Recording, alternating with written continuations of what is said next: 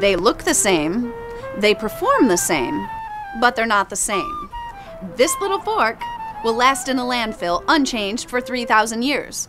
This little spoon will biodegrade in 3 to 6 weeks. Biodegradable cutlery made of non-GMO wheat and corn. Which would you rather see on your Earth? Mountains of petroleum-based plastic products? Or fresh, fertile soil? It's your choice. For more information on biodegradable cutlery, go to greenhome.com or earthwareBiodegradables.com. Or you can visit our website, UNcookingshow.com, and click on the links page. Welcome back. In our first segment, we made the crust of our apple pie with walnuts, almonds, and dates. The ingredients were mixed together in a food processor, then pressed into a pie plate to form the crust. We continued with the filling, which so far consists of several types of apples, some which were soaked in lemon so that they would retain their color, and others soaked in apple juice. Now, let's pick up where we left off. What we're going to be doing first is taking the dates that have already been pre-soaked. The reason to soak them will make them more moist, see, since we are not going to be cooking it. Then we're going to be also using the seasonings and the spices. We're going to be using nutmeg, one of my favorite spices. You smell this? Mm-hmm. It's important to smell your food. It actually opens up the appetite. And this is the cinnamon. You are? Mm-hmm. I smell then everything you love I raw. eat. Great. So we put. It's very important actually. It actually starts the digestive process when you smell it. Oh. So yes, go right ahead and just have fun in there. And then we're adding some of this lemon zest. This is 1 teaspoon. And then here comes the fun part.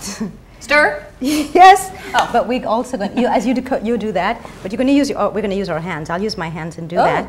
And these are the raisins that we've also pre-soaked, and that goes in there as well. Once you've done the prep work, this is very, very easy. This is the easiest part, to be quite honest. Now the apples are actually one of the main things that children will eat right after breast milk.